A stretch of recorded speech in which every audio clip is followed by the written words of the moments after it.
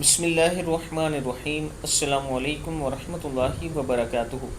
عابد راجہ channel کی طرف سے آج میں اپنے دوستوں کو رسول اللہ صلی اللہ علیہ وآلہ وسلم کا ایک فرمان بتاؤں گا۔ سیدنا انس بن مالک رضی اللہ تعالیٰ عنہ فرماتے ہیں، ایک بوڑھا شخص نبی اکرم صلی اللہ علیہ وآلہ وسلم سے ملاقات کے لیے آیا۔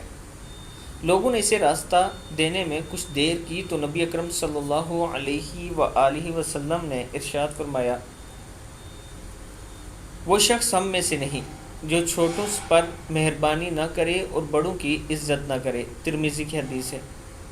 پھر سن لیں، ایک بوڑھا شخص نبی اکرم صلی اللہ علیہ وآلہ وسلم سے ملاقات کے لیے آیا۔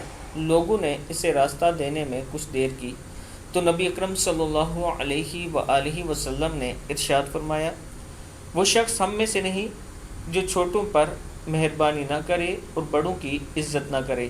ترمذی کی حدیث ہے یہ۔